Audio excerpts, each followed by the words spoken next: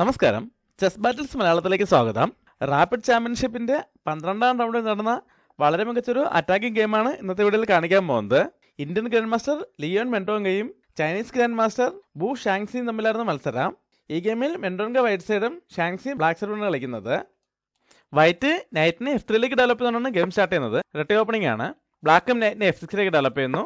White D4 move ചെയ്യുന്നു. Black D5 move ചെയ്യുന്നു. ഇവിടെ വൈറ്റ് E3 മൂവ് ചെയ്യുന്നു. ബ്ലാക്ക് C6 മൂവ് ചെയ്യുന്നു. ഇതിപ്പോൾ കൊള്ളി സിസ്റ്റം ആണ്. ഇനി ബിഷപ്പിനെ D3ലേക്ക് ഡെവലപ്പ് ചെയ്തുകൊണ്ട് H7ലേക്ക് ഒരു കൺട്രോൾ കൊണ്ടുവന്ന ശേഷം C3 മൂവ് ചെയ്തുകൊണ്ട് ഇങ്ങനൊരു പിരമിഡ് ക്രിയേറ്റ് ചെയ്യുക എന്നതാണ് ഈ സിസ്റ്റത്തിന്റെ മെയിൻ ഐഡിയ. എന്നാൽ വൈറ്റ് ഇപ്പോൾ ബിഷപ്പിനെ ഡെവലപ്പ് ചെയ്യുകയോ അല്ലെങ്കിൽ C3 മൂവ് ചെയ്യുകയോ ചെയ്യുന്നില്ല. പകരം C4 മൂവ് ചെയ്തുകൊണ്ട് ഒരു പോൺ എക്സ്ചേഞ്ച് ഓഫർ ചെയ്യുന്നു. ബ്ലാക്ക് ഇപ്പോൾ പോണുകൾ തമ്മിൽ എക്സ്ചേഞ്ച് ചെയ്യുന്നില്ല. പകരം G6 മൂവ് ചെയ്തുകൊണ്ട് G7 സ്ക്വയർ ഫ്രീ ആക്കുന്നു.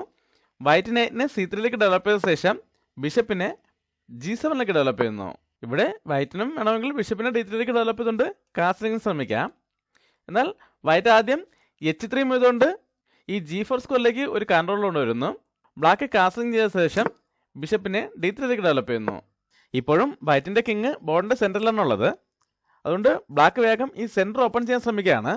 C5 മൂവ് ചെയ്തുകൊണ്ട് ഒരു പോണിനെ ഗ്യാമ്പിറ്റ് ചെയ്യുന്നു. വൈറ്റ് ഇപ്പോൾ പോൺ വെച്ച് പോണിട്ടാണെങ്കിൽ ഡി പോൺ വെച്ച് C4ലെ പോണിട്ട് എടുത്തുകൊണ്ട് ഈ സെന്റർ ഓപ്പൺ ചെയ്യാനാണ് ബ്ലാക്കിന്റെ പ്ലാൻ. എന്നാൽ വൈറ്റ് ഇപ്പോൾ ഇങ്ങനെ ഒരു എക്സ്ചേഞ്ചിലേക്ക് പോകുന്നില്ല. ആദ്യം കാസ്ലിംഗ് ചെയ്തുകൊണ്ട് കിങ്ങിനെ സേഫ് ആക്കുന്നു.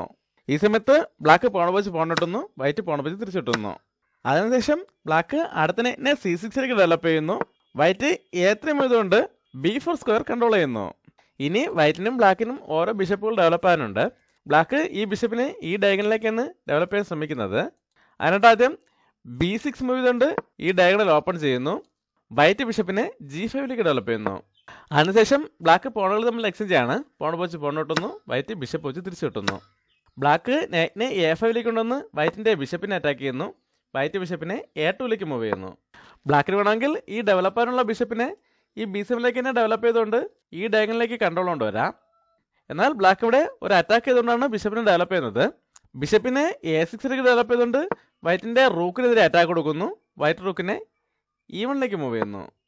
അടുത്തായിട്ട് ഈ സൈഡിലിരിക്കുന്ന നൈറ്റിനെ ബോർഡിന്റെ സെന്ററിലേക്ക് കൊണ്ടുവരുന്നതിനായിട്ട് ബ്ലാക്ക് ഇവിടെ ഒരു ബിഷപ്പ് എക്സ്ചേഞ്ച് ഓഫർ ചെയ്യാണ്. ബിഷപ്പിനെ C4ലേക്ക് കൊണ്ടുവന്ന് വൈറ്റിന്റെ ബിഷപ്പിനെ അറ്റാക്ക് ചെയ്യുന്നു. എന്നാൽ വൈറ്റ് ഇപ്പോൾ അത് അക്സെപ്റ്റ് ചെയ്യുന്നില്ല. B3 ചെയ്തുകൊണ്ട് ആ അറ്റാക്ക് ബ്ലോക്ക് ചെയ്യുന്നതോടൊപ്പം ബ്ലാക്കിന്റെ ബിഷപ്പിനെ തിരിച്ച് അറ്റാക്ക് ചെയ്യുന്നു. ബ്ലാക്ക് ബിഷപ്പിനെ E6ലേക്ക് മൂവ് ചെയ്യുന്നു. ഇതുവരെ രണ്ടുപേരും വലിയ പ്രശ്നങ്ങളൊന്നുമില്ലാതെ മുന്നോട്ട് പോയിക്കൊണ്ടിരിക്കുകയായിരുന്നു. എന്നാൽ ഇവിടെ വൈറ്റ് വളരെ പ്രധാനപ്പെട്ട ഒരു തീരുമാനമെടുക്കുകയാണ്. ഈ വീഡിയോ ഒന്ന് പോസ്റ്റ് ചെയ്ത ശേഷം വൈറ്റിന്റെ അടുത്ത മൂവ് എന്താണെന്ന് കണ്ടുപിടിക്കാൻ ശ്രമിക്കുക. വൈറ്റ് ബ്ലാക്കിന്റെ ഈ കിങ് സൈഡ് വീക്കാക്കുന്നതിനും നല്ലൊരു അറ്റാക്കിന് സാധ്യത കിട്ടുന്നതിനും വേണ്ടിയിട്ട് എക്സ്ചേഞ്ച് സാക്രിഫൈസിലേക്ക് പോവുകയാണ്. റൂക്ക് ഉപയോഗിച്ച് ബിഷപ്പിനെ എടുക്കുന്നു. ബ്ലാക്ക് പോൺ വെച്ച് തിരിച്ചു കിട്ടിയതോടെ ഇവിടെ ഒരു ഡബിൾഡ് പോൺ ക്രിയേറ്റ് ആകുകയും കിങ് സൈഡ് വീക്കാകുകയും ചെയ്തിട്ടുണ്ട്. വൈറ്റ് വേഗം അടുത്ത അറ്റാക്കിലേക്ക് പോവുകയാണ്. B4 മൂവ് ചെയ്തുകൊണ്ട് നൈറ്റിനെ അറ്റാക്ക് ചെയ്യുന്നതോടൊപ്പം ആ E6ലെ പോണെതിരെ ഡിസ്കവർ അറ്റാക്കും കൊടുക്കുന്നു. ബ്ലാക്കിനിപ്പോൾ ഈ രണ്ട് പ്രശ്നങ്ങളും ഒരുമിച്ച് പരിഹരിക്കാൻ പറ്റില്ല. അതുകൊണ്ട് നൈറ്റിനെ അറ്റാക്കിൽ നിന്നും C6ലേക്ക് മൂവ് ചെയ്യുന്നു. വൈറ്റ് ബിഷപ്പ് വെച്ച് E6ലെ പോണിട്ട് ചെക്ക് കൊടുക്കുന്നു. ബ്ലാക്ക് കിങ്ങിനെ H8ലേക്ക് മൂവ് ചെയ്യുന്നു. ഇത്തിരി സമയം ബോർഡിന്റെ സൈഡിൽ ഒതുങ്ങിയിരുന്ന ഈ ബിഷപ്പ് ഇപ്പോൾ ബ്ലാക്കിന്റെ പ്രധാനപ്പെട്ട സ്കോറുകളെല്ലാം കൺട്രോൾ ചെയ്യുന്ന വളരെ സ്ട്രോങ് പീസായിട്ട് മാറിയിരിക്കുകയാണ്. ഇപ്പോൾ ബ്ലാക്കിന്റെ രണ്ട് നൈറ്റുകളും ഡെവലപ്പ് ആയിട്ടുണ്ടെങ്കിലും ഈ C6ലെ നൈറ്റിന് എങ്ങോട്ടേക്കും മൂവ് ചെയ്യാൻ സ്പേസ് ഇല്ല. വൈറ്റ് ആ നൈറ്റിനെ ടാർഗറ്റ് ചെയ്യാണ്. D5 മൂവ് ചെയ്തുകൊണ്ട് ബിഷപ്പിന് ഒരു സപ്പോർട്ട് കൊടുക്കുന്നതോടൊപ്പം നൈറ്റിനെതിരെ അറ്റാക്കും കൊടുക്കുന്നു. ആ നൈറ്റിന് ഇപ്പോൾ സേഫായിട്ട് ഒരു സ്കോറിലേക്ക് മാറാൻ കഴിയുള്ളൂ. നൈറ്റിനെ B8ലേക്ക് തന്നെ തിരിച്ചുകൊണ്ടുവേണ്ടിയിരുന്നു. ഇതോടെ ബ്ലാക്കിന്റെ പ്രധാനപ്പെട്ട കാര്യങ്ങളെല്ലാം ബാക്ക് റാങ്കിൽ തന്നെ ഒതുങ്ങിയിരിക്കുകയാണ്. ഡെവലപ്പായ ബിഷപ്പിനാണെങ്കിൽ മൂവും ഇല്ല. ഈ അവസരം ഉപയോഗപ്പെടുത്തിക്കൊണ്ട് വൈറ്റ് അടുത്ത പീസിനെ കൂടെ അറ്റാക്കിലേക്ക് കൊണ്ടുവരികയാണ്. നൈറ്റിനെ E5ലേക്ക് കൊണ്ടുവരുന്നു. ഇനി ഇവിടെ നൈറ്റ് F7ലേക്ക് വന്ന് ഇങ്ങനൊരു ഫോർക്കിംഗ് ചെക്കിനുള്ള സാധ്യത ഉണ്ടെങ്കിലും ഇപ്പോൾ വൈറ്റിന്റെ ഈ രണ്ട് നൈറ്റുകളും ബിഷപ്പിന്റെ ഡയഗണലിലാണുള്ളത്. ആ രണ്ട് നൈറ്റുകൾക്കും സപ്പോർട്ടും ഇല്ല. ഈ ഒരു കാര്യം ഉപയോഗപ്പെടുത്തിക്കൊണ്ട് ബ്ലാക്ക് തിരിച്ചൊരു അറ്റാക്കിന് ശ്രമിക്കുകയാണ്. നൈറ്റിനെ D7ലേക്ക് മൂവ് ചെയ്തുകൊണ്ട് നൈറ്റിനെതിരെ രണ്ട് പീസിൽ വെച്ച് അറ്റാക്ക് കൊടുക്കുന്നു. വൈറ്റ് ഇപ്പോൾ നൈറ്റ് വെച്ച് നൈറ്റ് ഔട്ടാണെങ്കിൽ അടുത്ത നൈറ്റ് വെച്ച് തിരിച്ചൊട്ടിക്കൊണ്ട് ബ്ലാക്കിന് ആ നൈറ്റിനെ കൂടെ ഗെയിമിലേക്ക് കൊണ്ടുവരാം. അപ്പോഴും ഈ അറ്റാക്ക് നിലനിൽക്കും. അതുപോലെ തന്നെ നൈറ്റിനെ മാറ്റിക്കൊണ്ട് ഇങ്ങനെ ഒരു ഫോർക്കും ചെക്കിന് ശ്രമിച്ചാലും ആദ്യം റൂക്ക് വെച്ച് ആ നൈറ്റിനെ വെട്ടിയെടുക്കാം. ബിഷപ്പ് വെച്ച് തിരിച്ചോട്ടാലും പ്രശ്നമല്ല. ബിഷപ്പ് വെച്ച് ഈ നൈറ്റിനെ കൂടെ വെട്ടിയെടുക്കാൻ കഴിയും. ഇങ്ങനെ വൈറ്റിൻ്റെ പ്രധാന പീസുകളെല്ലാം ബോർഡിൻ്റെ സെൻറ്ററിൽ നിന്ന് ഒഴിവാകുന്നതോടെ ബ്ലാക്കിന് ശക്തമായിട്ട് ഗെയിമിലേക്ക് തിരിച്ചു വരാൻ കഴിയുമെന്നാണ് ബ്ലാക്ക് പ്രതീക്ഷിക്കുന്നത്. എന്നാൽ ബ്ലാക്ക് പ്രതീക്ഷിക്കാത്തൊരു മൂവാണ് അടുത്തായിട്ട് വൈറ്റിൻ്റെ ഭാഗത്തുനിന്ന് വരുന്നത്.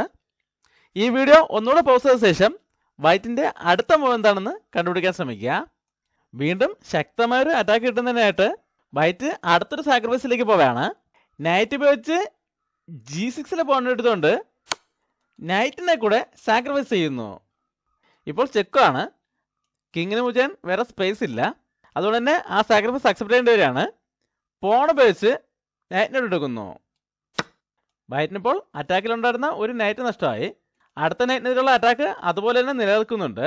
എന്നാൽ വൈറ്റ് ഇപ്പോഴും ആ നൈറ്റിനെ അറ്റാക്കിൽ നിന്ന് മാറ്റാനോ അല്ലെങ്കിൽ നൈറ്റിന് സപ്പോർട്ട് കൊടുക്കാനോ ശ്രമിക്കുന്നില്ല. ഇവിടെ വൈറ്റിൻ്റെ ഭാഗത്തുനിന്ന് വീണ്ടും മികച്ചൊരു മൂവ് വരെയാണ്. ക്വീനെ G4 ഡെവലപ്പ് ചെയ്തുകൊണ്ട് അടുത്ത നൈറ്റിനെ കൂടെ സാക്രിഫൈസ് ചെയ്യുന്നു. ബ്ലാക്ക് ഇപ്പോൾ ഈ സാക്രിഫൈസ് അക്സെപ്റ്റ് ചെയ്യുകയാണെങ്കിൽ അടുത്ത 2 മൂവിൽ ചെക്ക്മെറ്റ് ആണ്. ബിഷപ്പ് വെച്ച് നൈറ്റിനോട്ട് ആണെങ്കിൽ ആദ്യം ക്വീൻ H4 ഒന്ന് ചെക്ക് വരും. ഇവിടെ ഇപ്പോൾ G7 മാറാൻ പറ്റുള്ളൂ. ആ സമയത്ത് ക്വീൻ H6 ഒന്ന് ചെക്ക് വരുമ്പോൾ ചെക്ക്മേറ്റ് ആകും. ഇപ്പോൾ ഈ സാക്രിഫൈസ് അക്സെപ്റ്റ് ചെയ്തില്ല എങ്കിലും അടുത്ത മൂവിൽ ക്വീൻ H4 ഒന്ന് ചെക്ക് വരികയും ബിഷപ്പ് വെച്ച് ബ്ലോക്ക് ചെയ്താലും വളരെ വേഗത്തിൽ ചെക്ക്മേറ്റ് ആകുകയും ചെയ്യും. ഈ ചെക്ക്മേറ്റ് ഒഴിവാക്കാനായിട്ട് വേറെ നല്ല ഓപ്ഷനുകളൊന്നുമില്ല. നൈറ്റ് വെച്ച് ഈ സ്ക്വയർ കൺട്രോൾ ചെയ്യാൻ ശ്രമിച്ചാലും ബിഷപ്പ് വെച്ച് നൈറ്റിനെ വെട്ടി മാറ്റാൻ കഴിയും. അതുകൊണ്ട് ബ്ലാക്ക് ഇവിടെ ലാഭം കിട്ടിയ റൂക്കിനെ തിരിച്ചു കൊടുക്കുകയാണ്. റൂക്കിനെ F4 കൊണ്ടുവന്ന് H4 സ്കോർ കൺട്രോൾ ചെയ്യുന്നതോടൊപ്പം നൈറ്റിനെ മൂവ് ചെയ്യാനുള്ള സ്പേസ് ഉണ്ടാക്കുന്നു. വൈറ്റ് ക്വീൻ വെച്ച് റൂക്കിനെ എടുക്കുന്നു. ബ്ലാക്ക് നൈറ്റിനെ F8 കൊണ്ടുവരുന്നു. വൈറ്റ് ക്വീനെ H4 കൊണ്ടുവന്ന് ചെക്ക് കൊടുക്കുന്നു. ബ്ലാക്ക് നൈറ്റ് വെച്ച് ആ ചെക്ക് കവർ ചെയ്യുന്നു. ഇതോടെ ബ്ലാക്ക് ആ ചെക്ക്മേറ്റിൽ നിന്ന് ഒഴിവായിട്ടുണ്ട്. വൈറ്റിൻ്റെ C4 നൈറ്റിനെതിരെയുള്ള അറ്റാക്ക് ഇപ്പോഴും നിലനിൽക്കുന്നുണ്ട്. വൈറ്റ് റൂക്കിനെ C1 കൊണ്ടുവന്ന് ആ നൈറ്റിനെ സപ്പോർട്ട് ചെയ്യുന്നു. ബ്ലാക്ക് നൈറ്റിനെ D7 ഡെവലപ്പ് ചെയ്യുന്നു. ഇവിടെ ബ്ലാക്കിൻ്റെ E7 പോണതിരെ 2 അറ്റാക്ക് ഉണ്ട്. വൈറ്റ് ബിഷപ്പ് വെച്ച് ആ പോൺ എടുത്തുകൊണ്ട് ക്വീനെതിരെ അറ്റാക്ക് കൊടുക്കുന്നു. ഇവിടെ ബ്ലാക്ക് ക്വീനെ അറ്റാക്കിൽ നിന്ന് മാറ്റുന്നില്ല. പകരം G5 ചെയ്തുകൊണ്ട് വൈറ്റിൻ്റെ ക്വീനെ തിരിച്ചറ്റാക്ക് ചെയ്യുന്നതോടൊപ്പം ബിഷപ്പിനുള്ള സപ്പോർട്ടും ബ്ലോക്ക് ചെയ്യുന്നു. ഇവിടെ വൈറ്റ് ആ എക്സ്ചേഞ്ചിലേക്ക് പോവുകയാണ്. ബിഷപ്പ് വെച്ച് ക്വീനോട്ട് എടുക്കുന്നു. ബ്ലാക്ക് പോൺ വെച്ച് വൈറ്റിൻ്റെ ക്വീനോട്ട് എടുക്കുന്നു. വൈറ്റ് ബിഷപ്പ് വെച്ച് ആ H4 പോൺ എടുത്തതോടെ ബ്ലാക്ക് തോൽവി സമ്മതിക്കുകയായിരുന്നു. എൻഡ് ഗെയിമിൽ ബ്ലാക്കിന് 2 പോണുകളേ ഉള്ളൂ. എന്നാൽ വൈറ്റിന് 6 പോണുകളുണ്ട്. അതിൽ 4 പാസ്ഡ് പോണുകളാണ്. കൂടെ ബിഷപ്പ് പെയറും ഉണ്ട്. ഈ അഡ്വാൻറ്റേജ് ഉപയോഗിച്ചുകൊണ്ട് വൈറ്റിന് ഈ ഗെയിം ഈസിയായിട്ട് വിജയിക്കാൻ കഴിയുമെന്ന് മനസ്സിലായിക്കൊണ്ടാണ് ഈ പൊസിഷനിൽ ബ്ലാക്ക് തോൽവി സമ്മതിച്ചത്.